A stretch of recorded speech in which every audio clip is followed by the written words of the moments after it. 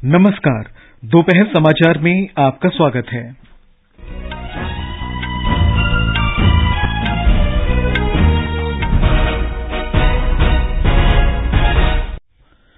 प्रधानमंत्री नरेंद्र मोदी ने नई दिल्ली में सिविल सेवा दिवस के अवसर पर कहा, युवा लोक सेवक न्यू इंडिया के विकास में महत्वपूर्ण भूमिका निभाएंगे।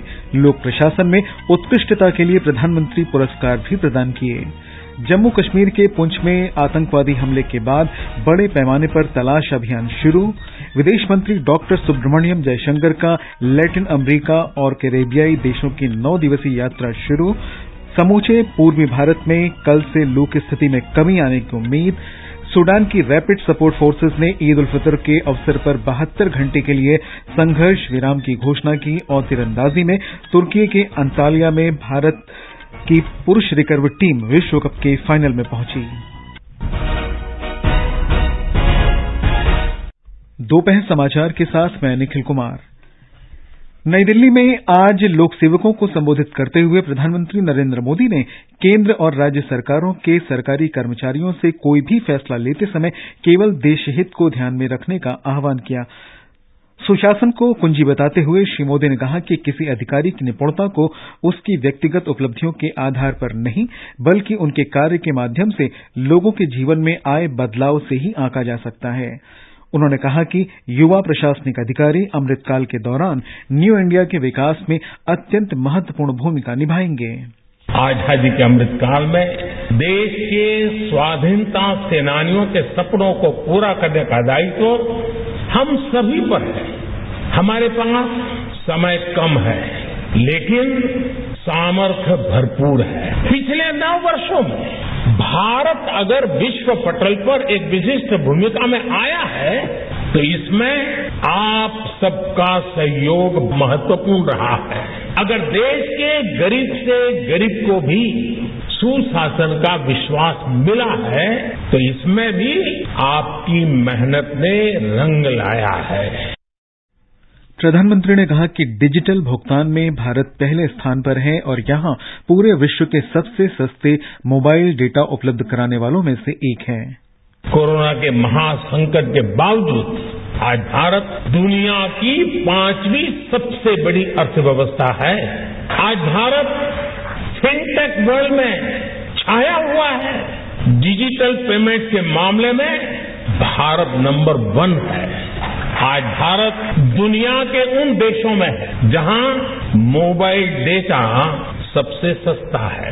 आज भारत में दुनिया का तीसरा सबसे बड़ा स्टार्टअप इकोसिस्टम है। इस अवसर पर श्री मोदी ने लोक प्रशासन में उत्कृष्टता के लिए प्रधानमंत्री पुरस्कार भी प्रदान किए। राष्ट्रपति द्रौपदी मुर्मू और उपराष्ट्रपति जगदीप धनखड़ ने सिविल सेवा दिवस के अवसर पर सभी प्रशासनिक अधिकारियों को बधाई दी है। राष्ट्रपति ने एक ट्वीट में कहा कि प्रशासनिक अधिकारियों की राष्ट्र के प्रति सेवा प्रशंसनीय है। उन्होंने कहा कि सिविल सेवा ने जन प्रशासन के उच्चतम मूल्यों को सही ठहराया है। उपराष्ट्रपति जगदीप धनखड़ ने अपने संदेश में कहा कि प्रशासनिक अधिकारियों के प्रयासों से विकास के लाभ देश के प्रत्येक नागरिक तक पहुंचते हैं। उन्होंने कहा कि अधिकारियों की भूमिका अमृतकाल में काफी महत्वपूर्ण है, क्योंकि इससे न्यायपूर्ण, समान और समृद्ध भारत का निर्माण हो रहा है। केंद्र शासित प्रदेश जम्मू कश्मीर में सुरक्षा बलों ने पुंछ में आतंकवादी हमले की घटना के बाद बाटा डोरिया क्षेत्र के घने जंगलों में बड़े पैमाने पर तलाशी अभियान शुरू किया है। कल पुंछ में हुए एक आतंकी हमले में भारतीय सेना के 5 जवानों की मृत्यु हो गई थी और एक घायल हो गया था।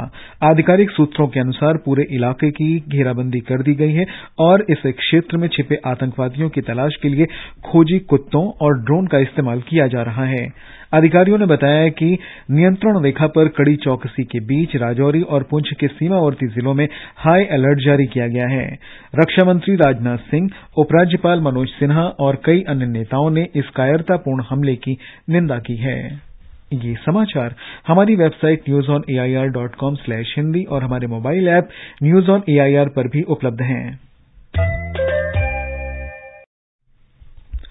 दोपहर समाचार में आपका फिर स्वागत है। विदेश मंत्री डॉक्टर सुब्रमण्यम जयशंकर आज से 9 दिन की यात्रा पर लैटिन अमेरिका और कैरेबियन देश जा रहे हैं। वे इस क्षेत्र के देशों के साथ आपसी और पारस्परिक रूप से साझेदारी बनाने का प्रयास करेंगे। भारतीय उद्योग परिसंघ के नेतृत्व में भारत का एक व्यापारिक प्रतिनिधिमंडल यात्रा के दौरान नियोजित व्यावसायिक कार्यक्रमों में विदेश मंत्री के साथ शामिल होगा। विदेश मंत्री डॉक्टर सुब्रमण्यम जयशंकर गुयाना की 3 दिन की यात्रा पर आज जॉर्ज टाउन पहुंचे। वहां के विदेश मंत्री हुकटार्ड ने उनका स्वागत किया। श्री जयशंकर वहां के नेताओं और कई मंत्रियों से मुलाकात करेंगे। वे वहां पर विदेश मंत्री के साथ मिलकर संयुक्त आयोग की बैठक की सह अध्यक्षता भी करेंगे। विदेश मंत्री 24 से 25 अप्रैल तक पनामा, 25 से 27 अप्रैल तक कोलंबिया और यात्रा के अंत में डोमिनिकन गणराज्य जाएंगे।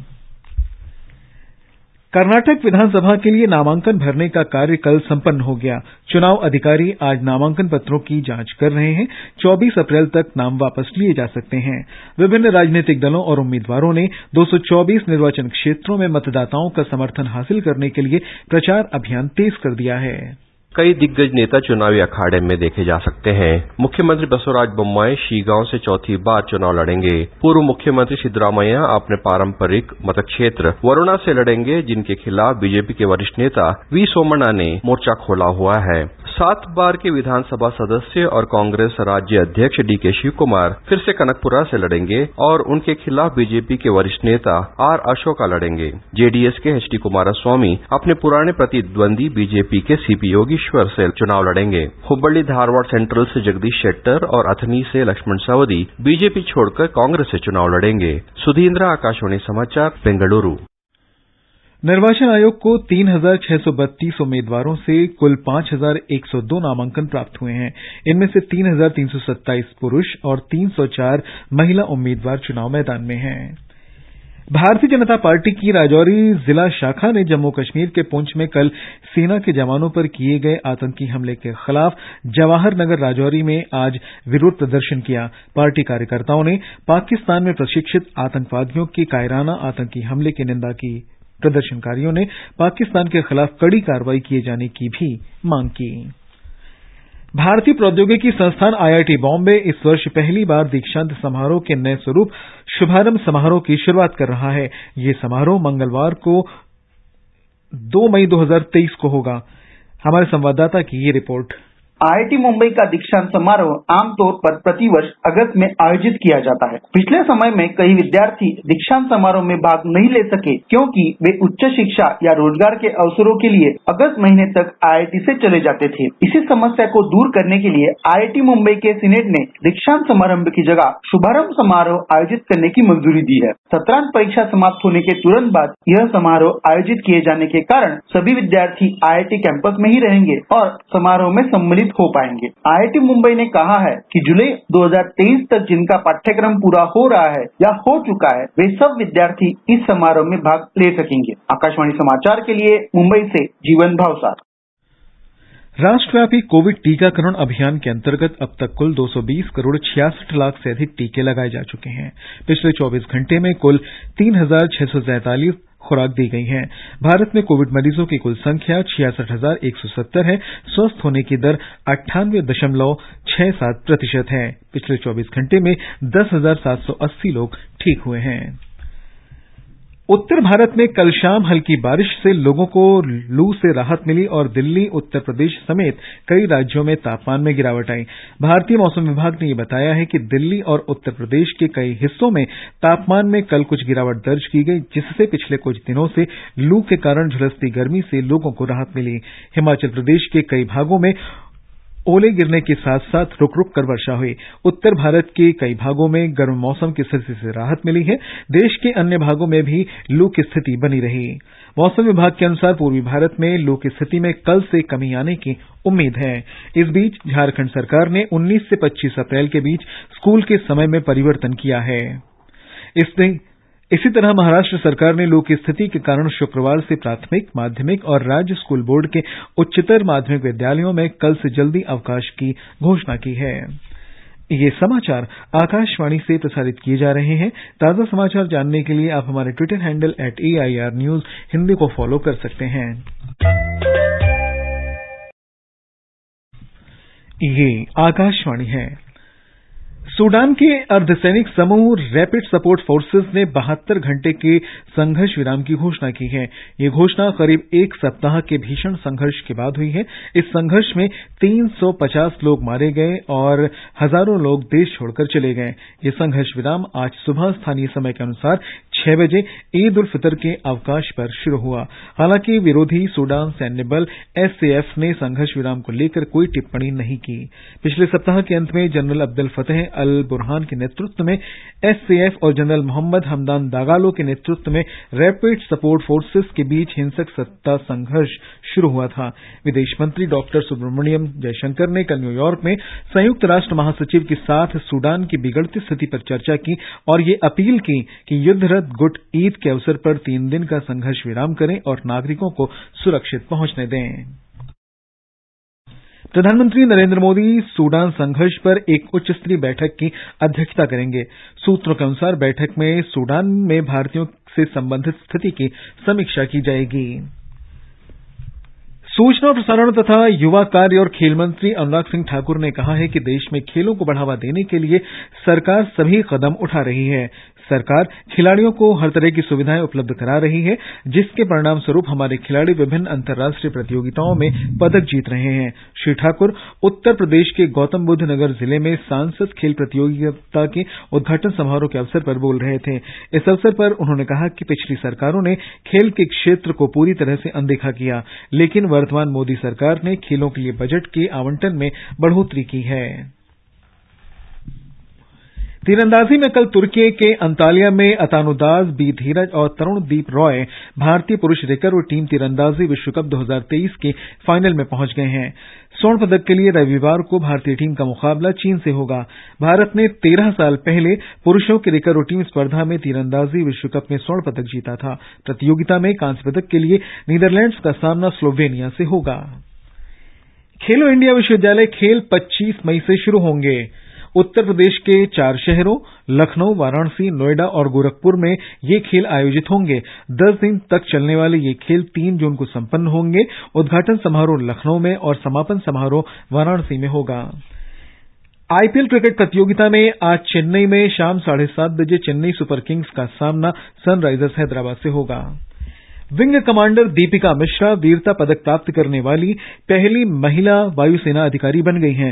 राष्ट्रपति ने पिछले वर्ष स्वतंत्रता दिवस पर उनके लिए वायु सेवा मेडल की घोषणा की थी। नई दिल्ली में आयोजित एक अलंकरण समारोह में भारतीय वायुसेना प्रमुख air chief marshal VR Chaudhari ने उन्हें सम्मानित किया। उनके प्रयासों से 2021 में मध्य प्रदेश में बाढ़ के दौरान 47 लोगों की जान बचाई गई थी। कुल 58 कर्मियों को भारतीय वायुसेना प्रमुख से वीरता पुरस्कार प्राप्त हुए।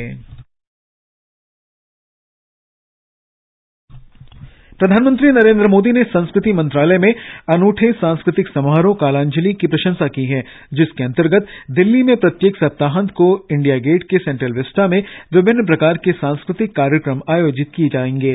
अमृत महोत्सव से संबंधित एक ट्वीट साझा करते हुए प्रधानमंत्री ने कहा कि सेंट्रल विस्टा इलाके में भारत की सांस्कृतिक विविधता और गूंज का समारोह दिखता है। प्रधानमंत्री ने एक ट्वीट में हैदराबाद और सिकंदराबाद में MMTC रेल नेटवर्क के 90 किलोमीटर तक के विस्तार की प्रशंसा की है। दक्षिण मध्य रेलवे से संबंधित ट्वीट को साझा करते हुए प्रधानमंत्री ने कहा कि इससे हैदराबाद, सिकंदराबाद और निकटवर्ती क्षेत्रों के लोगों को फायदा होगा। प्रधानमंत्री ने चीता नामकरण प्रतियोगिता के विजेताओं को बधाई देते हुए एक ट्वीट में आशा व्यक्त की है कि चीते स्वस्थ बने रहेंगे। बांग्लादेश की प्रधानमंत्री शेख हसीना को प्रधानमंत्री नरेंद्र मोदी ने ईद उल फितर के अवसर पर बधाई दी है। श्री मोदी ने अपने संदेश में कहा कि विश्व भर में ईद उल फितर मनाते हुए भाईचारे और घनिष्ठता के मूल्यों का स्मरण होता है। और अंत में मुख्य समाचार एक बार फिर। प्रधानमंत्री नरेंद्र मोदी ने नई दिल्ली में सिविल सेवा दिवस के अवसर पर कहा, युवा लोक सेवक न्यू इंडिया के विकास में महत्वपूर्ण भूमिका निभाएंगे।